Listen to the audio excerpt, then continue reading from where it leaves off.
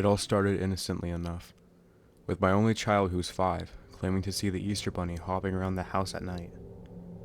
At first, I brushed it off as a child's overreactive imagination, but she was insistent, describing in vivid detail how she'd seen a large, shadowy figure with long ears moving stealthily through the house.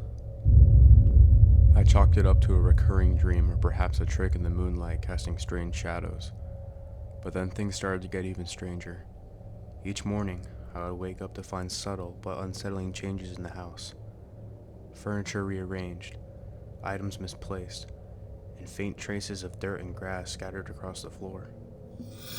I tried to rationalize it away, blaming it on forgetfulness or sleepwalking, but deep down, I couldn't shake the feeling that something else was at play. And as my daughter's claim of seeing the Easter Bunny grew more frequent and detailed, my unease only intensified. One night, unable to shake the feeling of dread, I decided to stay up and keep watch, determined to uncover the truth behind my daughter's sightings and the mysterious changes in the house. As the hours passed, I waited in silence, my senses on high alert, waiting to catch any sign of movement or disturbance. Then, just as I was beginning to doubt my decision, I heard it. A faint click coming from the back door. My heart pounded in my chest as I crept towards the door. Slowly, I turned the handle, opening the door just a crack. What I saw next was horrifying in the moment. There, standing just outside the door, was a man dressed in all white clothes.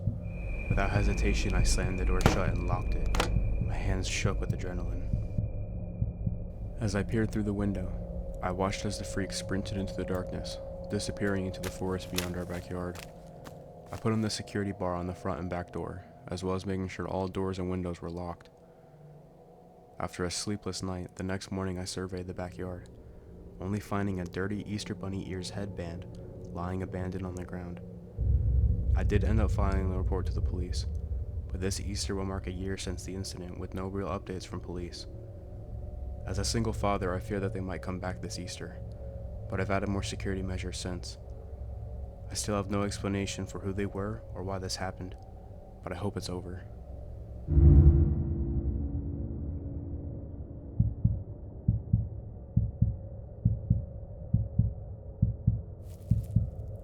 It started like any other holiday, excitedly hunting for Easter eggs in the large backyard outside for a family event we had every year. But as darkness settled in, I found myself alone in the dimly lit yard. The thrill of the hunt came to an end, and I started to walk back. Suddenly, I heard footsteps approaching from behind, heavy and deliberate. Before I could turn around, a hand clamped down on my arm, pulling me back with a force that left me breathless. My heart pounded in my chest as I struggled against the grip. My mind was racing with fear and confusion. I screamed for help, but my voice seemed to vanish, still trying my hardest to break free. The stranger's intentions became painfully clear as they dragged me towards a waiting car, parked at the edge of the yard, its engine idling.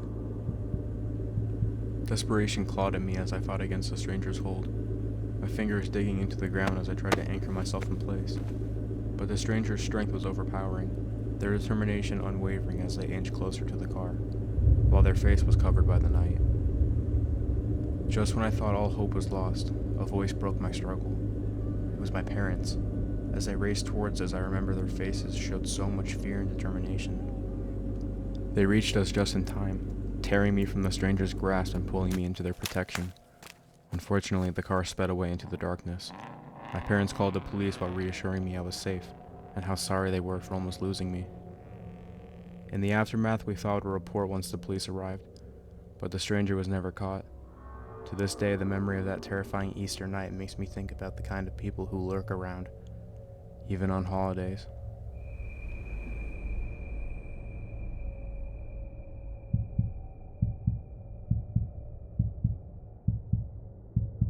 It was Easter weekend, and I found myself scheduled for the security night shift at the mall. As I arrived at the deserted parking lot, I couldn't shake off the eerie feeling in the air. The usual commotion of the mall during the day was replaced by an unsettling silence, broken only by the occasional sound of my footsteps echoing against the empty storefronts. I made my way to the security office, flicking on the dim overhead lights as I entered. The monitors lined the walls, displaying the various surveillance feeds from around the mall. Everything seemed quiet and uneventful at first glance, but I knew better than to let my guard down. As the night went on, I patrolled the corridors and empty hallways. As I walked, I kept finding those plastic Easter eggs you would get candy in as a kid. Only the ones I found scattered were empty. But when I began getting more creeped out was when I started to catch glimpses of movement on the monitors, and I began hearing faint noises coming from somewhere in the mall. Each time my heart would skip a beat, my hand instinctively reaching for the walkie-talkie at my hip. Hours passed, but I couldn't shake off the feeling of being watched, as if someone, or something, was lurking in the darkness, just out of sight. Then, just as the clock struck midnight, I saw him, a shadowy figure moving stealthily through the corridors on one of the monitors. My heart raced as I ran to where I'd seen him, but the figure vanished into the darkness, leaving behind an unsettling sense of dread. For a while, I continued to search the mall, my senses on high alert, but the intruder seemed to have vanished without a trace. As the first light of dawn began to filter through the windows, I breathed a sigh of relief, knowing that this Easter night shift was coming to an end. But as I made my way back to the security office to clock out, a chill ran down my spine. Etched into the frosted glass of the mall exit was an eerie message.